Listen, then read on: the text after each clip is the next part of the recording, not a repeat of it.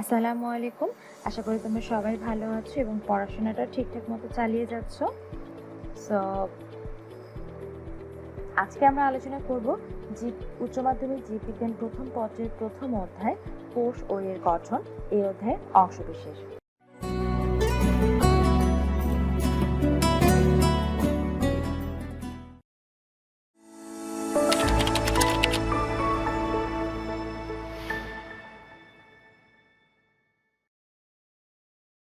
তো বিস্তারিত আলোচনার আগে চলো দেখে নেওয়া যাক এই লেকচার থেকে তোমরা কি কি শিখবে।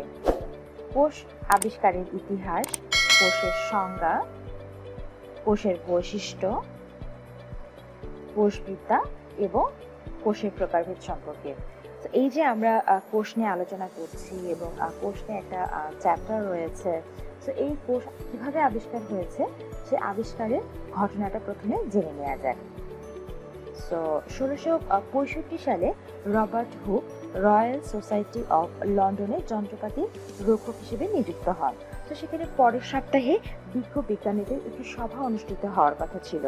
তো রবার্ট হুক উনি চিন্তা করলেন যে তিনি বিজ্ঞানীদের সামনে নতুন কিছু একটা করে দেখাবেন, ইউনিক কিছু একটা করে দেখাতে চাইলেন এবং উনি চেয়েছিলেন যে অণুবীক্ষণ যন্ত্র নিয়ে উনি কিছু একটা করে দেখাবেন। সো উনি চিন্তা করছিলেন যে কি নিয়ে উনি কাজ করবেন। তো ওনার মাথায় চিন্তা আসলো যে নর্মালি আমরা কি জানি যে সলিড যে কোনো জিনিস পানিতে ডুবে যায়।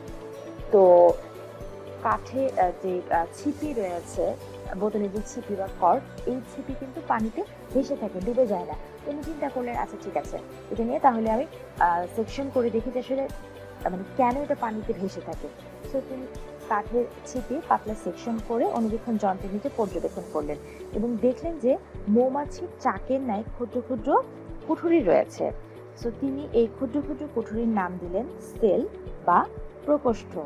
এই যে এখানে আমরা যে ছবি দেখতে পাচ্ছি, একটি অণুবীক্ষণ যন্ত্রের ছবি রয়েছে, এটি রবার্ট হুকের ব্যবহৃত অণুবীক্ষণ যন্ত্রের ছবি এবং পাশে যে একটা ছবি দেওয়া আছে যে মৌমাছির চাকের ন্যায় প্রকোষ্ঠ।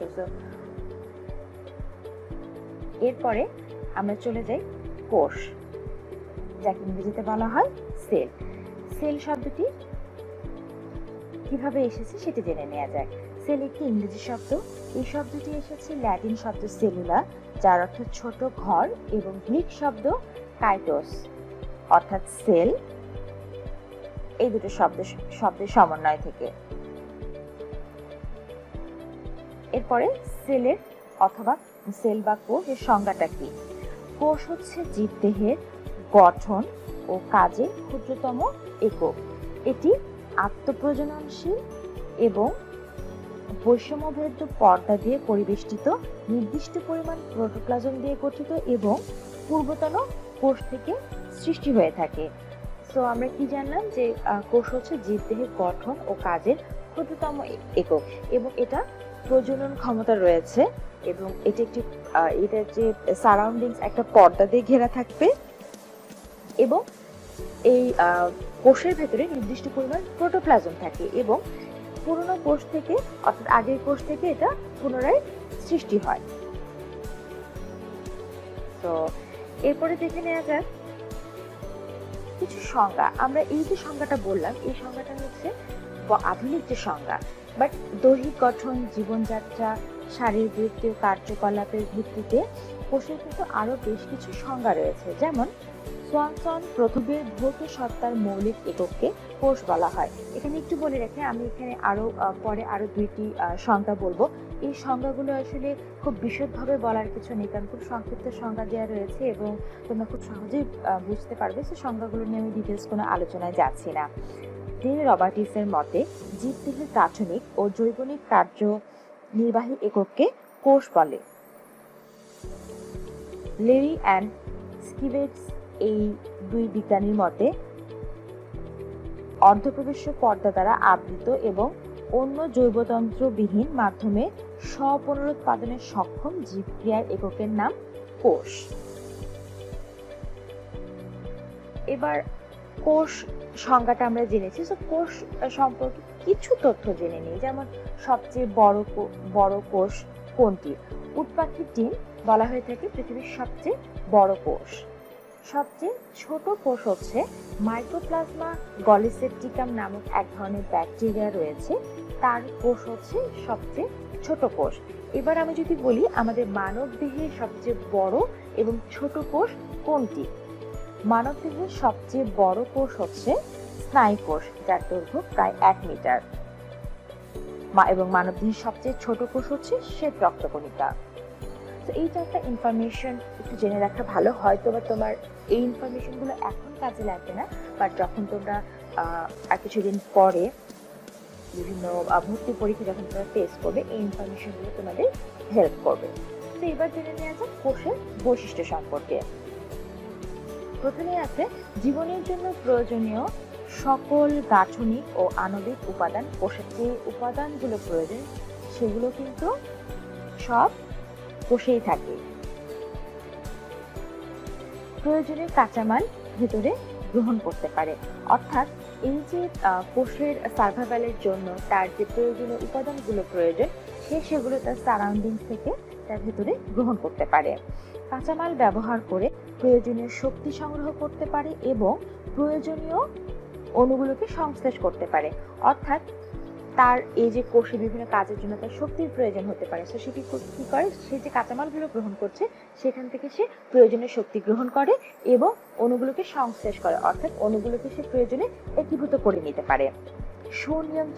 সুনিয়ন্ত্রিতভাবে বেড়ে উঠতে পারে, অর্থাৎ এই যে কোষের বৃদ্ধি ঘটে এটা নির্দিষ্ট একটা নিয়ম আছে, একটা প্যাটার্ন আছে, সেই প্যাটার্ন অনুযায়ী একটা কন্ট্রোলড ওয়েতে কোষগুলো বেড়ে ওঠে। চারপাশে যে কোনো উত্তেজনার প্রতি সাড়া দিতে পারে। আমাদের কোষের সারাউন্ডিংসে যে এনভায়রনমেন্টটা রয়েছে সেখান থেকে যদি কোনো একটা এক্সাইটমেন্ট বা একটা উদ্দীপনা যদি আসে, তো সেটার এগেইনস্টে কিন্তু কোষ রেসপন্স করতে পারে। একটি হোমোস্ট্যাটিক অবস্থা অর্থাৎ সাম্যাবস্থা বজায় রাখতে পারে, অর্থাৎ তার সারাউন্ডিংসের পরিবেশের অবস্থা যদি তারতম্য ঘটে তার সত্ত্বেও কিন্তু কোষের অভ্যন্তরে স্থিতি অবস্থা সর্বদা বজায় থাকে। এবং সবশেষ হচ্ছে কাল পরিক্রমে অভিযোজিত হতে পারে। এই জিনিসটা কি একটু বলি বিস্তারিত। যেমন সময়ের সাথে সাথে আমাদের আশপাশের পরিবেশটা চেঞ্জ হয়ে যায়, সো এই যে এই পরিবেশের সাথে খাপ খাইয়ে নেওয়ার জন্য কোষের শারীরবৃত্তীয় বা আচরণগত পরিবর্তন হয়, এবং এই পরিবর্তনটা কি হয়, পরের জেনারেশনগুলোতেও কিন্তু এটা সার্কুলেট হয় এবং এটা স্থায়ী হয়। সো কোষ কি করতে পারে, প্রয়োজনে পরিবেশের সাথে খাপ খাইয়ে নেওয়ার জন্য, টিকে থাকার জন্য অভিযোজিত হতে পারে। সো এরপরে দেখি কোষবিদ্যা বা সাইটোলজি। এখানে একটু বলে রাখি, আমরা যখন কোনো টার্ম পড়বো, বাংলা যখন যে টার্মগুলো পড়ছি টার্মের সাথে অবশ্যই ইংলিশ টার্মগুলো শিখে রাখবো, সো এটা আমাদের জন্য অনেক হেল্পফুল হবে। কোষবিদ্যা বা সাইটোলজি। কোষবিদ্যার সংজ্ঞার আগে আমরা একটু দেখে নিই এর উৎপত্তিটা। সাইটোলজি শব্দটি দুটি গ্রিক শব্দ কাইটোস অর্থ সেল বা ফাঁপা এবং লোজস ডিসকোর্স বা আলোচনা, বাংলায় আলোচনা, এর সমন্বয়ে গঠিত হয়েছে। কোষবিদ্যার সংজ্ঞাটা এভাবে বলা হয়েছে: জীববিজ্ঞানের যে শাখায় কোষের পদার্থিক বা ভৌত ও রাসায়নিক গঠন, জৈবিক কার্যাবলী, বিকাশ, পরিস্ফুরণ, কোষ অঙ্গাণুর গঠন এবং বিভাজন দ্বারা পূর্বতন কোষ থেকে নতুন কোষের উৎপত্তি প্রভৃতি, অর্থাৎ এক কথায় কোষ সম্পর্কে গবেষণা এবং পর্যালোচনা করা হয়, তাকে কোষবিদ্যা বা সাইটোলজি বলা হয়। অর্থাৎ কোষ সংক্রান্ত যাবতীয় গবেষণা বা যাবতীয় আলোচনা, যাবতীয় ইনফরমেশন নিয়ে যে আলোচনাটা হয় জীববিজ্ঞানের, সে শাখাকে কোষবিদ্যা বলা হয়ে থাকে। এরপরে আসলে কোষের প্রকারভেদ সম্পর্কে। এখানে বিভিন্ন বৈশিষ্ট্যের ভিত্তিতে কোষের প্রকারভেদ করা হয়েছে। সো তিন ধরনের বৈশিষ্ট্যকে এখানে ফোকাস করে প্রকারভেদ করা হয়েছে। সো আমরা 3 ধরনের বৈশিষ্ট্যের ভিত্তিতে প্রকারভেদগুলো 1 বাই 1 দেখব। প্রথমে আসছে 1949 সালে জার্মান বিজ্ঞানী ফট কোষের নিউক্লিয়াসের গঠনের উপর ভিত্তি করে কোষকে দুভাগে ভাগ করেছেন: আদি কোষ বা প্রোক্যারিওটিক সেল, প্রকৃত কোষ বা ইউক্যারিওটিক সেল। নেক্সট স্লাইডগুলোতে আমরা আদি কোষ এবং প্রকৃত কোষ সম্পর্কে প্রকৃত কোষ সম্পর্কে ডিটেইলস জানবো। সো প্রথমে আসে আদি কোষ বা প্রোক্যারিওটিক সেল সম্পর্কে। যে সব কোষে সুসংগঠিত ও সুনির্দিষ্ট নিউক্লিয়াস নেই সেই কোষকে আদি কোষ বলে। অর্থাৎ যেই নিউক্লিয়াসবিহীন কোষকে আদি কোষ বলা হচ্ছে। ল্যাটিন শব্দ প্রো অর্থাৎ বিফোর এবং গ্রিক শব্দ ক্যারিয়ন অর্থাৎ নিউক্লিয়াস, এই দুইটি শব্দের সমন্বয়ে প্রোক্যারিওটিক কথাটি এসেছে এবং এর অর্থ হচ্ছে নিউক্লিয়াস সংগঠনের আগের অবস্থা। উদাহরণস্বরূপ বলা যায় ভাইরাস, ব্যাকটেরিয়া, নীলাভ, সবুজ শৈবাল। এবার দেখে নেওয়া যাক আদি কোষে কি কি বৈশিষ্ট্য থাকে, অর্থাৎ যে বৈশিষ্ট্যগুলো দেখে আমরা বুঝতে পারি যে এটি একটি আদি কোষ। আদি কোষে একটিমাত্র বৃত্তাকার ডিএনএ থাকে যা সাইটোপ্লাজমে মুক্তভাবে অবস্থান করে। আদি কোষের ডিএনএ অবস্থানকারী স্থানকে নিউক্লিয়েট বলে। সাইটোপ্লাজমের রাইবোজোম ব্যতীত অন্য কোনো ক্ষুদ্রাঙ্গ থাকে না, যেমন endoplasmic reticulum, plastid, mitochondria, Golgi body, এগুলো কিন্তু কিছুই আদি কোষে থাকে না। এবং আদি কোষে যে রাইবোজোম থাকে এটি হচ্ছে 70S। এবং আদি কোষে যে বিভাজন প্রক্রিয়া হয় এটি হচ্ছে সাধারণত ফিশন বা অ্যামাইটোসিস প্রক্রিয়ার মাধ্যমে কোষ বিভাজন হয়ে থাকে। তো এর পরের স্লাইডে আমরা দেখব প্রকৃত কোষ বা ইউক্যারিওটিক সেল সম্পর্কে। সো প্রথমে সংজ্ঞাটা আমরা পড়ে ফেলি। জড় কোষ প্রাচীর বিশিষ্ট যেসব কোষে সুগঠিত ও সুনির্দিষ্ট নিউক্লিয়াস বিদ্যমান সেই কোষকে প্রকৃত কোষ বলে। অর্থাৎ এই প্রকৃত কোষে কি থাকবে, একটি সুনির্দিষ্ট নিউক্লিয়াস থাকবে। ইউক্যারিওটিক শব্দটি গ্রিক শব্দ ইউ অর্থাৎ গুড এবং ক্যারিয়ন নিউক্লিয়াসের সমন্বয়ে এসেছে, যার অর্থ দাঁড়ায় ভালো নিউক্লিয়াসযুক্ত কোষ। এর উদাহরণ যদি আমি বলি, শৈবাল, ছত্রাক, টেরিডোফাইটস, এগুলো হচ্ছে প্রকৃত কোষের উদাহরণ। তো এরপরে আমরা দেখব প্রকৃত কোষের কি কি বৈশিষ্ট্য রয়েছে, অর্থাৎ যে বৈশিষ্ট্যগুলো দেখলে আমরা একটা কোষকে প্রকৃত কোষ বলে আইডেন্টিফাই করতে পারবো। প্রকৃত কোষে নিউক্লিয়াস ছাড়াও আবরণী বেষ্টিত অন্যান্য অঙ্গাণু থাকে, যেমন endoplasmic reticulum, plastid, Golgi body, যেগুলো আদি কোষে থাকে না সেগুলো প্রকৃত কোষে থাকে। এবং এখানে ডিএনএ সূত্রাকার, এদের রাইবোজোম 80S এবং এদের বিভাজন হয়ে থাকে মাইটোসিস ও মিয়োসিসের মাধ্যমে। সো এই যে আদি কোষ এবং প্রকৃত কোষ, এই দুইটা স্লাইড যদি আমরা পড়ি তাহলে কিন্তু এই বৈশিষ্ট্যগুলো থেকে আমরা একটা পার্থক্য আমরা কিন্তু দেখে ফেলতে পারছি যে দুইটার মাঝে সেটা পার্থক্য কেমন। এরপরে কোষের প্রকারভেদ আমরা পড়ব শারীরবৃত্তীয় কাজের তারতম্যের উপর ভিত্তি করে যে ক্লাসিফিকেশনটা হয়েছে সেই ক্লাসিফিকেশনটা পড়ব। তো এখানে দুই ভাগে ভাগ করা হয়েছে, দেহকোষ বা সোমাটিক সেল এবং জনন কোষ বা গ্যামিট, যেটাকে রিপ্রোডাক্টিভ সেল বা গ্যামিট বলা হয়। নেক্সট স্লাইডগুলোতে আমরা এই দুটো ক্লাসিফিকেশন সম্পর্কে ডিটেইলস দেখে নেব। প্রথমে আসে দেহকোষ বা সোমাটিক সেল। দেহকোষ কাকে বলে? বহুকোষী যেসব কোষ শুধু জীবদেহ গঠন করে, জনন কাজে অংশগ্রহণ করে না, সেগুলোকে দেহকোষ বা সোমাটিক সেল বলে। অর্থাৎ এই কোষগুলো শুধুমাত্র জীবদেহের গঠন কাজই করে থাকে, কোনো ধরনের জনন কাজে অংশগ্রহণ করে না। যেমন মূল, কাণ্ড ও পাতার কোষ, স্নায়ু কোষ। এবং বৈশিষ্ট্যগুলো দেখে ফেলি। এদের ডিপ্লয়েড সংখ্যক ক্রোমোজোম থাকে, অর্থাৎ 2n সংখ্যক ক্রোমোজোম থাকে এবং মাইটোসিস বিভাজন প্রক্রিয়ায় পুরনো দেহকোষ থেকে নতুন দেহকোষের সৃষ্টি হয়ে থাকে। এরপরে দেখে নিই জনন কোষ বা গ্যামিট, রিপ্রোডাক্টিভ সেল বা গ্যামিট সম্পর্কে। তো প্রথমেই সংজ্ঞাটা একটু পড়ে ফেলি আমরা। বহুকোষী জীবে যেসব কোষ শুধু জনন কাজে অংশগ্রহণ করে সেগুলোকে জনন কোষ বলা হয়। যেমন এই জনন কোষগুলো কিন্তু আবার দেহ গঠনে সহায়তা করে না। এর উদাহরণ হচ্ছে শুক্রাণু এবং ডিম্বাণু।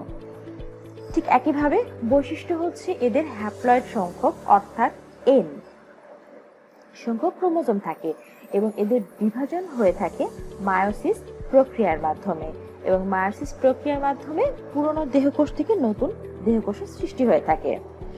এরপরে আরেকটি প্রকারভেদ দেখব। এখানে বৈশিষ্ট্য হচ্ছে কোষের নিউক্লিয়াসের উপস্থিতি এবং অনুপস্থিতিতে উপস্থিত ক্রোমোজোমের সংখ্যার উপর ভিত্তি করে কোষকে ভাগ করা হয়েছে, দুভাগে ভাগ করা হয়েছে, ডিপ্লয়েড কোষ বা ডিপ্লয়েড সেল এবং হ্যাপ্লয়েড কোষ বা হ্যাপ্লয়েড সেল। সো ডিপ্লয়েড কোষ বা ডিপ্লয়েড সেল কি? এসব কোষের নিউক্লিয়াসে 2 সেট ক্রোমোজোম থাকে। প্রতি সেট ক্রোমোজোমকে একত্রে জিনোম বলা হয়। সুতরাং ডিপ্লয়েড কোষে 2 সেট জিনোম থাকে এবং সব উদ্ভিদ ও প্রাণী দেহকোষ কিন্তু ডিপ্লয়েড। এরপরে দেখে নেওয়া যাক হ্যাপ্লয়েড কোষ বা হ্যাপ্লয়েড সেল সম্পর্কে। যৌন প্রজননকারী প্রাণীদের দেহে পুরুষ ও স্ত্রী জনন কোষ তৈরি হয়। এসব কোষ হ্যাপ্লয়েড ক্রোমোজোম বিশিষ্ট একক এবং চলনক্ষম এবং হ্যাপ্লয়েড পুরুষ ও স্ত্রী গ্যামিট অর্থাৎ শুক্রাণু এবং ডিম্বাণু নিষেকের ফলে ডিপ্লয়েড জাইগোট এবং ভ্রূণ গঠিত হয়, যার ফলে একটি শিশু জীবের সূচনা হয়। সো এই হচ্ছে আমাদের আজকের লেকচার।